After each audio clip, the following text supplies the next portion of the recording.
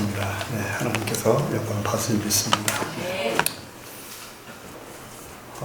여러분, 교회는 하나님이 친히 고안하신 모임입니다. 지상에 있는 하나님 나라의 모형이라고, 그림자라고 말해도 되겠습니다. 여러분, 하나님은 온 세상의 주인이시지만 특히 교회에서 그가 주인이심이 확연히 드러납니다. 그러면 하나님은 이 교회에 대해서 무슨 기대를 갖고 계실까? 어떤 기대가 혹은 또 교회의 존재 가치는 뭘까라고 묻는다면, 오늘 이 시간에 이제 관계라는 단어로 한번 조금 정리를 해보겠습니다. 관계. 첫째로 교회는 하나님과의 관계를 위해 존재합니다. 예배를 말하는 겁니다. 하나님은 참 예배자들을 찾고 계시고, 교회는 예배를 통해서 그분을 높이고 영광을 돌려드립니다. 하나님과의 관계, 첫 번째. 두 번째는 교회는 세상과의 관계를 위해 존재합니다. 무슨 뜻일까요? 세상의 빛으로 존재하는 뜻이거든요. 그래서 세상 사람들을 구원하고 또 세상의 어둠을 밝게 비추는 일을 해내야 됩니다. 셋째로 교회는 교회 자신을 위해 존재합니다. 교회 자신을 위해 존재해요.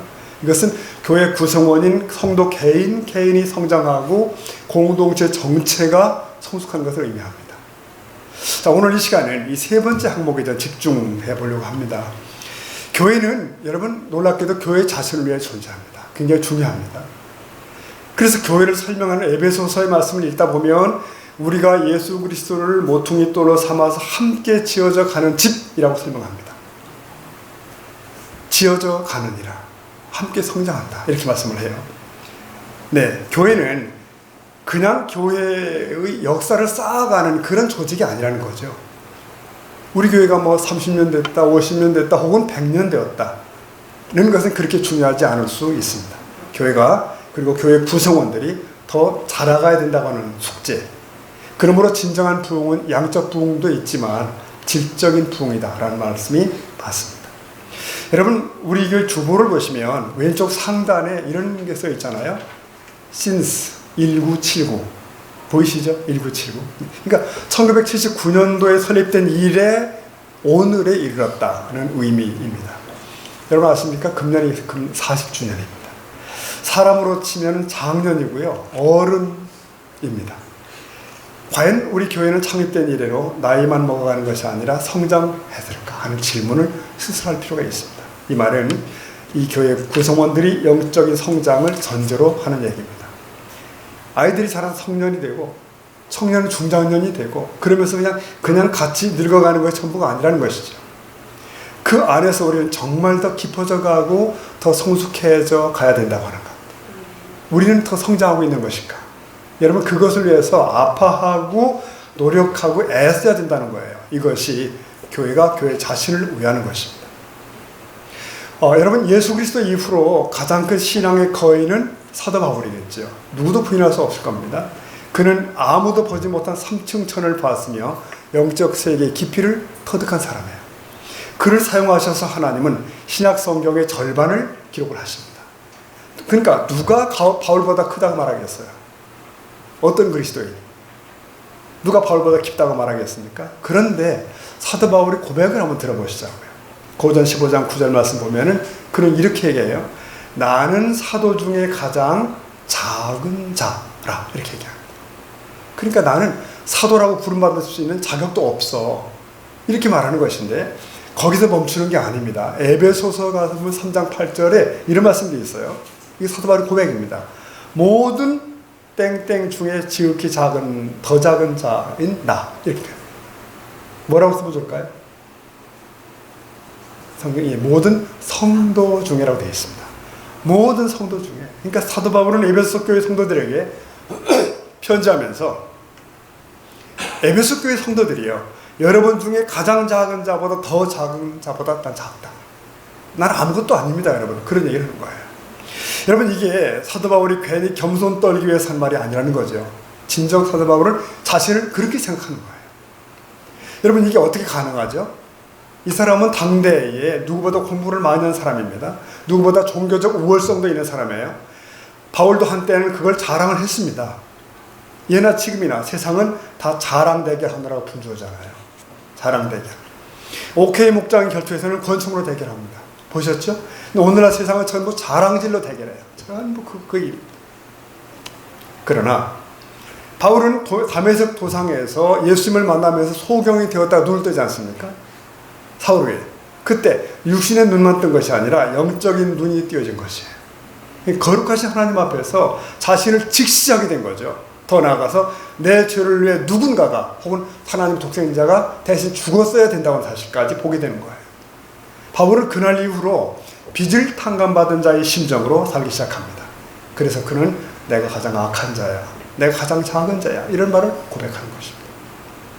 자, 사랑하는 성도 여러분, 우리가 진정 주님의 은혜를 누리려면 진지한 자기 각성이 필요합니다. 이게 성경의 요구입니다. 내가 얼마나 수준 미달이고 얼마나 부끄러운 자임을 자각하는 것이 필요해요. 사실은 얼마나 내 안에 있는 탐욕과 변덕스러움과 악함이 있는 것인지를. 그래서 그 고백 가운데 주님 앞에 머무는 시간과 혹은 그런 경험들이 사실 우리에게 필요합니다. 한 목사님이 그런 얘기를 한 가지 들었어요. 그분은 이렇게 제안을 합니다. 하루 15분씩을 투자해보라. 뭔 얘기냐 했더니 아무런 말도 말고 아무런 기도도 하지 말고 조용히 주님 앞에 그냥 무릎 꿇고 머무는 시간을 15분씩만 가져라. 이게 자기 고백인 것 같아요. 15분씩 그냥. 그때 내가 누구인지, 내가 얼마나 악한 자인지, 나를 직시하는 시간을 15분씩만 가져봐라. 완전히 바뀔 거다. 그런 얘기를 해요. 그렇게 될 때 나 같은 죄인 살리신 그 은혜 고마워라는 찬송이 진정 공감이 돼요. 그때는. 진정한 찬송이 가능하죠. 여러분, 그것을 눈이 뜨임, 개안이라고 합니다. 개안. 그런 영적인 개안, 이런 자기 각성의 은혜가 저와 여러분에게 있기를 축복합니다. 우리에게 그런 영적 개안이 벌어지면 그 다음에 어떤 일이 벌어질까요? 당연히 주위를 보는 눈이 달라지게 되는 겁니다. 네. 다른 사람들을 보는 눈이 달라지게 되겠죠. 빌립보 2장 3절 말씀이 바로 그런 말씀 같아요. 오직 겸손한 마음으로 각각 자기보다 남을 어떻게 되죠? 낮게 여기고, 이런 일이 벌어지기 시작한다는 거예요. 우리에게 제일 안 되는 부분이 이거잖아요. 나보다 남을 낮게 여기는 거. 그거 어렵죠. 그게 아니라 낮게 여기는 거는 상당히 익숙합니다. 낮게. 근데 낮게 여기는 거 힘들어요. 누군가를 인정하고 칭찬한다? 여러분, 그렇다면 그 전에 진심으로 나를 낮출 수 있어야 되겠죠. 그러니까 속으로 남을 무시하고 겉으로만 당신은 훌륭하셔요, 나보다 나아요, 이건 안 되는 얘기거든요. 우리가 하나님을 정확하게 경험할 수 있다면, 예수님의 십자가를 정확하게 볼 수 있다면 남이 아닌 나의 죄악을 먼저 보게 된다. 늘 그래. 그러므로 사도 바울은 심지어 자신을 죄인 중에 괴수라고까지 말하잖아요. 완전한 개안입니다. 정말. 자, 사랑하는 성도 여러분, 저 여러분에게도 그런 개안의 혁명이 필요한 줄로 믿습니다. 우리의 눈을 가리고 있는 오만의 비늘이 떨어져 나갈 필요가 있는 거예요. 그 마음, 그 깨달음이 있을 때 우리는 다른 이를 비로소 존중할 수 있습니다. 다른 성도를 예컨대 낮춰보지 않기 시작해요. 그래, 김 집사, 그래, 나보다는 낫지. 오늘 저렇게 뾰족해도 뭔가 사연이 있을 거야. 원래 좋은 사람이지. 뭐 이런 생각. 여러분, 베드로전서 말씀 한번 보실까요? 베드로전서 2장 17절 말씀 보면은 이렇게 되어 있어요. 무사람을 공경하며, 다 같이 봅시다. 형제를 사랑하며. 자, 이 말씀 가만히 보면 중간에 하나님을 두려워하는 말씀이에요. 하나님 두려워하라. 근데 그와 같은 선상에서 바로 앞부분에 이런 말이 나오잖아요. 모든 사람을 공경하며, 또 하나님 안에서 형제를 사랑하며. 이 말이 가만히 보니까 같은 선상에서 나온단 말이죠. 지금 공경하다라는 말은 이제 리스펙트, 영어로 그렇게 표현하는데, 그러니까 이 구절은요, 누가 과연 하나님을 경외하는 진짜 신자냐라고 묻는다면 그것은 누가 사람을 리스펙트하느냐, 존중하며 살아가느냐, 이걸 보면 된다는 그런 의미가 담겨 있는 겁니다. 그러니까 하나님을 두려워하고 경외하는 사람은 다른 사람을 공경하더라, 이런 말씀입니다. 여러분, 사실 우리가 하나님을 경외하는 것이라는 말씀이 그냥 교회 나와서 찬양하고 또 뭐 기도하고 이렇게 이런 행위로만 하고 끝나는 걸 생각해서는 안 된다는 거죠. 그렇게 되면 그게 외식이 될 수 있는 거예요. 진실로 하나님을 경외하는 사람은 성경은 뭐라고 말하죠? 모든 사람을 리스펙트한다. 사람을 존중할 수 있다. 혹은 공경할 수 있다. 이렇게 표현합니다. 여러분, 이 사실은 우리가 참 속일 수가 없는 것 같아요. 우리가 함께 살아가는 뭐 작은 공동체인 가정에서 그렇죠. 우리가 다른 가족을 대하는 것은 절대로 속일 수가 없어요. 이건. 그것으로 나의 경건성이 가식없이 그대로 드러난다는 뜻이기도 해요. 어떤 이들은 그렇게 말도 합니다. 사랑하니까 함부로 할 수도 있지. 근데 그건 아닌 것 같아요. 성경은 말합니다. 사랑은 무례히 행치 않는다. 그러니까 가까울수록 예의를 지켜라 하는 말이 있습니다. 가정 얘기죠. 교회도 가정 아닙니까, 여러분? 함부로 다른 일을 경멸하거나 무시하는 신자가 있다면 그가 아무리 경건한 모양새를 갖추고 있었어도 아닙니다. 그런 진실로 하나님을 경외하는 신자가 아닌 거예요. 제가 욥기서를 읽다가 깜짝 놀랐어요. 거기도 이런 말씀이 있더라고요. 욥기 36장 5절 보면 보세요. 한번 읽어볼까요? 하나님은 등하시나 멸시하지 아니하시며. 저 이해가 되시죠? 하나님은 전능하신 분입니다. 근데 그런 분이 아무도 무시하지 않는다는 거예요. 아무도 멸시치 않는다. 참 놀라운 구절이에요. 하나님은 그럴 수 있는 분이지 않습니까? 전능자시니까, 거룩자니까. 그런데도 하나님은 우리 인생들 가운데 아무도 멸시하지 않는다.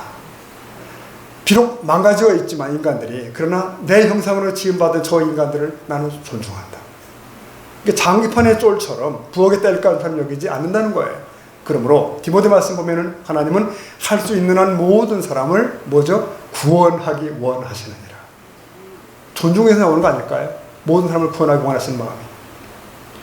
그런데 한편 우리는 인간들은 그렇지 못한 거죠. 우리는 좀 자기같이 뭐 잘났다고, 혹은 뭐 괜찮은 자리에 있다고, 여러 가지 이유로 그렇지 못한 이들을 그냥 계속 여러 가지 모습으로 누르죠. 어떤 아파트의 주민들이 경비원을 그렇게 무시한다는 얘기가 가끔 들리고, 뭐 젊은 손님들이 연로한 택시기사를 또 어떻게 했다는 말이 들리고, 너무 안타깝죠. 이런 일이 많이 있습니다. 우리가 사는 이 사회의 풍토를 가만히 보면 그래요. 어떤 이유로든지 사람들을 경멸하거나 무시하는 일들이 일반화되는 것 같습니다. 뭐 가장 흔한 것이 돈을 많이 가진 사람이 그렇지 못한 사람, 또는 뭐 아주 날씬하고 잘생긴 사람이 또 자기보다 못하다고 여기는 사람들, 뭐 명품으로 치장한 사람이 또 다른 그렇지 못한 사람들, 이런 유형의 차별화 내진 멸시가 많다. 부자 동네에 사는 사람은 가난한 지역에 사는 사람을 도매금으로 무시한다든가, 이런 분위기를 부인할 수가 없죠. 여러분 신문에서 그런 거 보잖아요. 아파트 단지가 있는데 한쪽에 임대 아파트가 또 붙어 있잖아요. 그러니까 그 이제 부모들이 이쪽 애들하고 놀지 말라고 이렇게 하는 거 아닙니까? 저쪽 애들과 놀지 마라, 격 떨어진다. 이게 자녀들에게 독을 먹이는 부모들이죠, 다 그게. 그 아이가 그렇게 비그러진 인격으로 자라게 되는 거죠. 이전에 어떤 일을 좀 기억을 합니다. 그는 사회적인 능력도 있고, 뭐, 또 교회에서 봉사도 참 많이 하고 그런 분인데. 참, 근데 특이한 한 가지는, 그분은 누구를 만나도 일단 키재기부터 시작한다.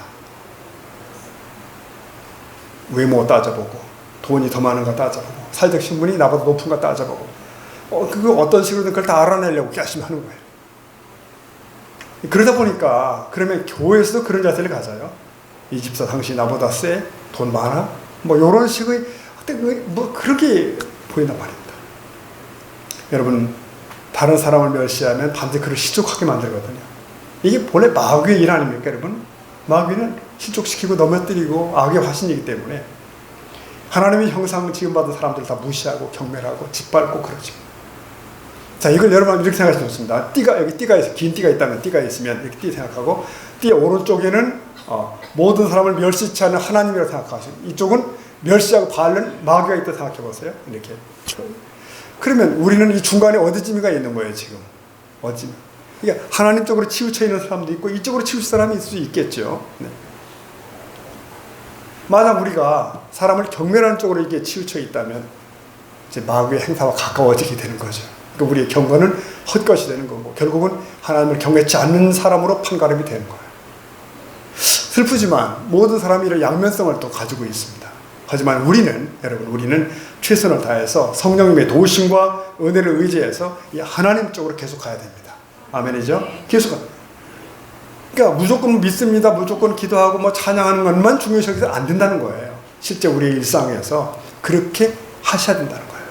우리가 전능하신 하나님처럼 모든 사람을 존중하는 자리까지 나아갈 수 있기를 기대하고 또 나아가야 될 줄로 믿습니다. 여러분, 성도가 그런 이들이고 교회가 그런 것이에요. 여러분 아시죠? 구한말 복음이 우리나라에 들어왔을 때 이 한 교회당 안에서 남녀가 같이 예배드리는 게 그때 센세이션이었어요. 어떻게 같이 한 자리 있냐는 거죠. 또 한 마룻바닥에서 앉아서 같이 예배드릴 때 양반도 있고 상인, 그때 상놈이라고 했죠. 같이 찬송을 부르고. 이게 교회입니다. 그러므로 차별하는 신자는 결코 하나님의 기대에 이르지 못하는 경건한 신자가 될 수 없습니다. 그것은 하나님을 경외하는 신앙이 오히려 반역적이라고 말할 수도 있습니다. 사랑하는 성도 여러분, 그래서 우리는 모든 사람을 존중하는 가운데 진정으로 하나님을 경외하는 성도가 되시기를 축복합니다. 여러분, 한 사람이 내게 다가오죠. 그가 다가올 때 거대한 그의 인생 전체가 다가온다. 이런 관점으로 보라는 거예요. 사람. 자, 그러면 우리의 존중함 혹은 존경함은 구체적으로 어떻게 나타날 수 있는가? 물론 남을 무시하지 않음, 남을 인정해 줌으로 시작이 됩니다. 근데 그것은 혹은 칭찬 내지는 격려라는 언어 생활로 구체화될 수 있어요. 근데 칭찬은 여러 가지로 나타날 수 있죠. 행동으로 나타날 수도 있고 눈빛도 가능하고 표정도 가능해요. 직접 몸으로 지원하는 것도 가능하고. 그럼에도 우리 언어로 상대방을 인정해주고 격려해주는 것, 이것은 굉장히 효과적입니다. 칭찬이라고 그래요. 우리 한국 사회는 전통적으로 칭찬 문화가 발전치 못했죠. 유교 문화니까. 칭찬을 인색하고. 그래서 예부터 마누라 칭찬하면 팔불출이다. 처음부터 깎아 누르고. 자기 자식 자랑하면 또 어떤 놈이다. 누르고. 이렇게. 그러니까 가장 많이 칭찬해야 될 대상들을 못하게 해요. 전면 봉쇄한 문화가 있었던 거예요. 어쩌면 여러분 교회에서의 칭찬 역시 잘못될 수도 있겠다는 우려가 있습니다. 성경의 본질은 그거죠. 은밀하게 하나님만 하시는 봉사 귀합니다. 네. 그래서 그렇지만 당신 하나님만 인식해. 사람 신경 쓰지 마라. 칭찬 기대하지 마라. 이렇게 오히려 잡아 누르는 분위기가 좋은 건 아니겠다 생각이 듭니다. 여러분 그 칭찬 중에 가장 중요한 것이 이제 하나님께 대한 칭찬이다 이런 표현이 있어요. 하나님은 우리 피조물로부터 칭찬받아 마땅하신 분이죠. 근데 하나님을 빼놓고 누굴 칭찬하겠어요. 그러나 피조물인 우리가 감히 하나님을 칭찬한다는 표현이 좀 거시기 해요. 그래서 대신 뭐라고 하죠? 찬송하다 혹은 경배하다 이런 용어를 쓰는 것 뿐입니다. 하나님에 대한 칭찬을 여러분 많이 들으시기를 축복합니다. 시편 말씀 읽다 보면 그분이 하신 기이한 일들을 높이자, 칭찬하자. 이게 다 하나님께 대한 찬송이에요. 찬양이에요. 네. 이런 거 연습을 하다 보면 이제 우리 시선을 돌려서 옆으로도 보게 되기 시작하는 거죠. 여러분, 하나님도 칭찬을 많이 하신 거 아십니까, 여러분? 민수기 12장 읽다 보니까 이 모세에 대해서 하나님이 칭찬하시는 거예요. 거기 보면 7절에 내 종 모세와는 그렇지 아니하니 그는 나의 온 집의 충성됨이라. 모세는 충성되다. 이 칭찬은 모세의 형과 누나가 딴짓할 때 그들을 제동 걸기 위해서 주신 말씀이에요. 모세는 다르다. 칭찬할 만하다. 이렇게 말씀하신 거예요. 또 욥기 읽다 보면 이 사단에게 하필이면 또 마귀에게 하나님이 욥을 칭찬하시는 장면 기억나십니까? 그 1장 8절 보면 이렇게 말씀하셔요. 사단에게 내가 내 종 욥을 유의해 보았느냐. 그와 같이 순전하고 정직해서 하나님을 경외하며 악에서 떠난 자가 세상에 없느니라. 세상에 없어 라고 자랑을 칭찬을 하신 거예요. 우리 예수님께서도 이 세상에 계시는 동안에 많은 사람을 칭찬하셨습니다. 마태 18장 보면 거기서 하인의 종을 고쳐달라고 하는 백부장의 믿음을 극찬하세요. 칭찬을 넘어서 극찬. 마태 15장에서는 자기 딸의 병을 고치려고 하는 이 가난한 여인의 끈기 있는 신앙, 집요한 신앙, 믿음을 칭찬하세요. 높이 칭찬하십니다. 그러나 여러분, 우리들 사람들은 남에 대한 칭찬을 사실 별로 좋아하지 않습니다. 그걸 인색하다고 해야 될까요? 심지어는 내가 하지 못하면 남이 하면 칭찬 격려가 아니라 오히려 비난거리를 찾기도 해요. 전번에 우리가 다루었던 말씀 가운데 주님의 발가머리에 부은 향유 옥합 부은 여인, 그 현장에서 벌어진 일 아시죠? 비싼 향유를 부었다. 주님께. 그 아름다운 헌신을 보고 있던 주변에 있던 제자들은 비난하죠. 네, 책망하죠. 왜 이거 낭비하냐. 주님께서는 오히려 반대로 말씀하십니다. 비난자들의 입을 막으셔요. 그래서 마태 26장 10절에 보면은 너희가 어찌해서 이 여자를 괴롭히냐. 저가 내게 좋은 일을 했느니라. 이렇게 말씀하시면서 이 일이 계속 앞으로 전해질 것이다. 복음이 전해지는 것은 전부 이 여자에게 할 거라 라고 말씀을 하셔서 이것은 큰 칭찬이고요. 굉장한 격려였습니다. 자, 여기서 우리가 주의할 것이 있네요. 주님이 그를 칭찬하시는데 그를 비난하면 어찌 되는 것일까? 주님은 그를 인정하는데 나는 그를 경멸하면 어떻게 되는 것일까? 이거 굉장히 두려운 일이죠. 주님이 그러십니다. 남의 종을 판단하는 넌 누구냐 도대체? 이렇게 물으셔요. 준엄하게. 그래서 성도 여러분, 우리는 특별히 서로에게서 귀한 칭찬할 거리를 찾는 눈이 있기를 축복합니다. 사람에게는 그렇대요. 그 사람만의 칭찬거리가 있답니다. 아무리 못생긴 사람과 아무리 악인도 반드시 있다는 거죠. 아무리 시원치 않은 사람에도 장점이 있는 거고요. 더구나 우리 그리스도인들은 누구에게나 칭찬거리가 있는 줄 믿습니다. 사단의 특징은요, 칭찬거리보다 늘 비난거리를 찾는 데 있어요. 심지어는 의인도 죄인이라고 불러요. 오늘 욥기서 말씀 많이 하는데 욥기서를 생각해 보면 욥을 막 칭찬하는 하나님 말씀을 뒤집으려고 한 게 마귀가 있잖아요. 뭐라고 하죠? 하나님, 저 욥이 하나님을 까닭 없이 섬길 리가 없습니다. 그를 부자 만들어주고 봐주니까 하나님을 공경하는 거예요 라고 의인을 죄인 만들어버려요. 뒤집어버려요. 물론 하나님 인정하지 않죠. 오늘 한 가지 더 기억할 이런 것이 있습니다. 이 칭찬은 책망을 효과 있게 만든답니다. 이게 무슨 말인가 했더니 평소에 칭찬을 많이 해주던 이가 어느 날 책망을 하게 되면 그 책망도 그대로 받아들여진다. 흡수된다. 그러니까 칭찬과 격려를 통해 좋은 관계를 맺고 있던 그런 사람이 지적을 하면 문제없이 다 받아들여진다는 거예요. 그것은. 그래, 내가 문제가 있는 겁니다. 하지만 그런 관계가 없이 늘 상박했는데 다시 비난하게 되면, 다시 지적하게 되면 전혀 도움이 안 된다는 거예요. 예를 들면 가정에서 그런 일이 가장 많대요. 이 자녀들의 경우는 아버지나 어머니가 막 야단칠 때 사실 자기도 뭘 잘못했는지 다 안다는 거죠. 머리로는 알아요. 머리로는 다. 문제는 반성하는 마음이 생기지 않는 건데 그것은 평소에 그에 걸맞는 격려나 칭찬이 없었던 거예요. 상처만 입고 있는데 거기다 소금을 뿌려버리는 거죠. 그러니까 안 된다는 거예요. 이 가정에서 그런 문제가 있는데 이게 우리 사회나 시대로 확장할 수 있습니다. 여러분, 우리가 이 시대에 살면서 안타까운 게 많은데 그 중에 이런 게 있죠. 어쨌든 이 비판이나 남에 대해서 욕을 하는 사람들이 이상하게 의식 있는 사람으로 인정이 돼버리는 거예요. 그래서 특히 앞에 서 있는 사람들, 혹은 성공한 사람들, 혹은 주목받는 사람들, 혹은 존경받을 사람들에 대한 칭찬이 인색하게 되고 그들에 대한 흠집내기가 유행하게 된 거예요. 서로 비난하고. 여러분, 칭찬이 없는 사회는 인물을 키우지 못한답니다. 다 죽인데요. 이 사람은 이것 때문에 죽이고 저 사람은 저것 때문에 죽이고 저 사람은 이것 때문에 문제가 있고 그게 다 함께 죽어가는 거예요. 우리나라 역사에는 단 한 명도 국가적으로 존경받는 대통령이 존재하지 않습니다. 누가 그렇게 만든 걸까요? 그분들에게 다 허물이 있습니다. 그러나 또 업적도 있는 것이고 존경할 부분도 있는 것이죠. 그런데 다 쓸어서 쓰레기통에 넣고 있는 것이 아니에요. 아무도 칭찬할 사람 많은 사람이 없는 사회, 존경할 사람이 없는 사회는 소망이 없다 하는 말이 있습니다. 그래서 우리 자라나는 세대에게 정말 미안한 겁니다. 정말 미안한 거예요. 그들은 너무 일찍 잘못 배우게 되는 거죠. 비판과 비아냥을 먼저 배워요. 이 학생들 대화를 얼핏 이렇게 길 가면서 들어보면 대화 중 절반은 뭐죠? 욕설이 섞여 있어요. 욕설과 함께 나가는 거예요. 그냥 그 바닥에는 야, 이 세상에는 믿을 놈 하나도 없어. 다 그렇고 그런 거야. 알지? 이런 것이 막 깔려 있는 거예요. 그냥. 여러분, 저희들 어린 시절을 가만히 잠깐 생각해 보면 그랬죠. 비록 시골에서 크지만 너 커서 뭐 될래? 그러면 많은 아이들이 뭐라 했죠? 대통령을 했습니다. 대통령 되겠다고. 그러니까 대통령은 훌륭한 분이라는 의식이 있었던 거죠. 그래도 대통령은 훌륭한 분이에요. 세상에는 우리가 본받아야 할 위대한 사람들이 있고 이루어야 할 꿈이 있다고 생각을 했습니다. 그래서 선생님들은 종례 시간마다 조례 시간마다 애들에게 말했어요. 야, 꿈을 가져라. 뭐 큰 꿈을 가져라. 이런 얘기를 많이 하셨어요. 그래서 우인전 많이 읽고 영웅전도 많이 읽고 그런 격려를 많이 받았습니다. 그런데 우인도 없고 영웅도 없는 세상은 어떡하죠? 굉장히 쓸쓸한 겁니다. 영화 기생충, 눈이 번쩍 하신 분은 갔다 오신 분인데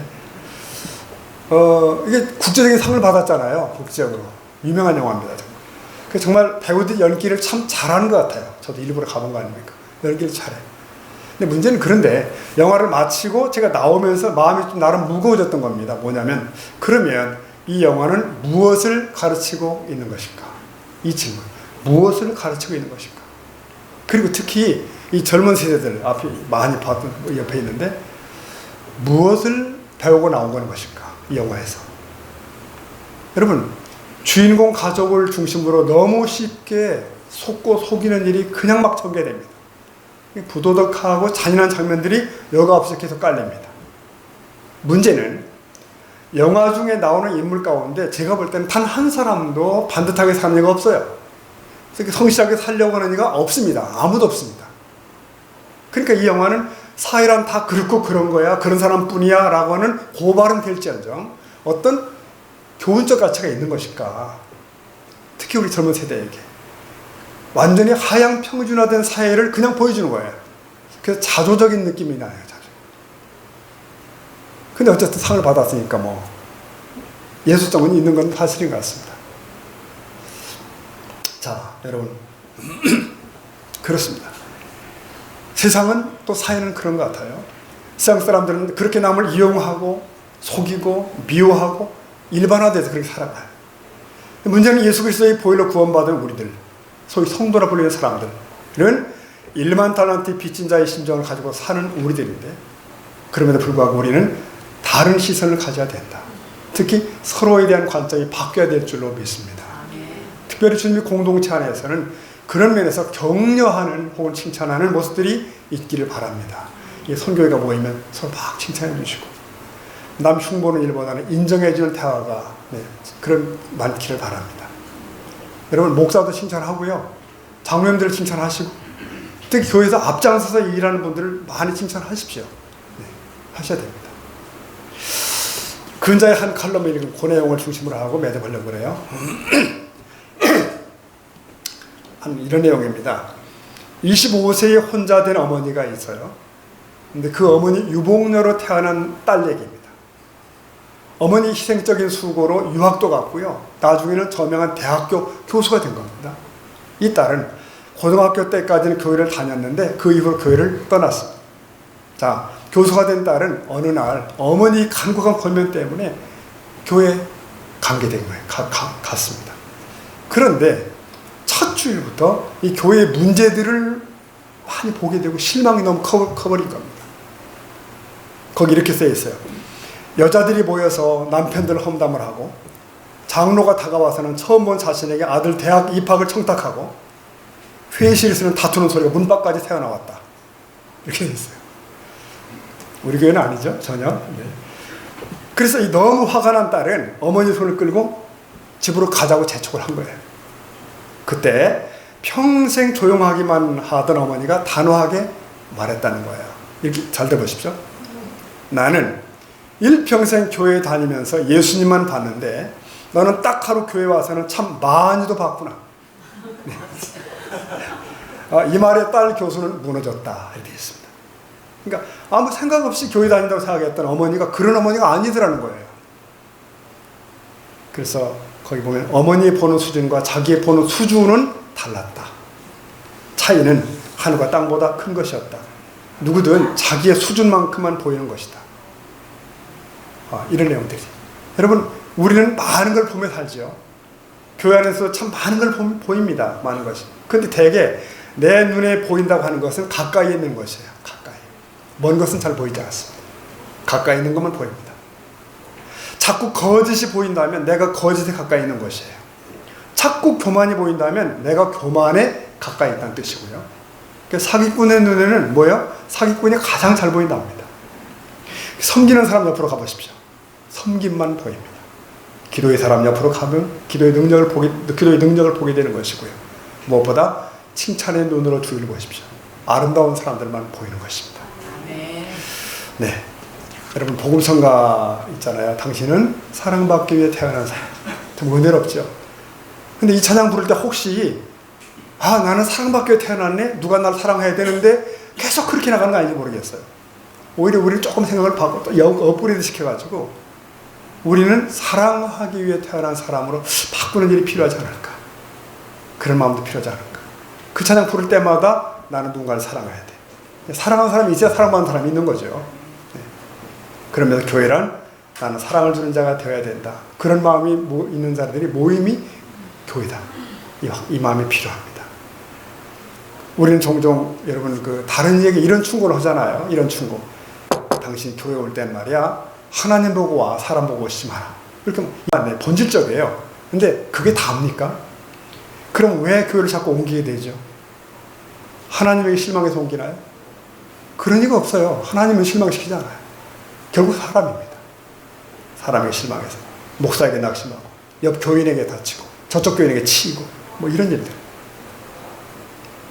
그렇게 해서 허덕이고 있는 갑이라는 교인이 있는데 물론 자기 성격도 예민하죠. 그래서 교회를 떠돌기도 하고 상처도 많은데 그런 갑이라는 사람이 A라는 교회에 와서 잘 정착을 해요. 행복해요. 그 이유가 뭘까요? 이 교회는 다르다고 생각한 거예요. 이전 교인들과 여기 교인들은 달라.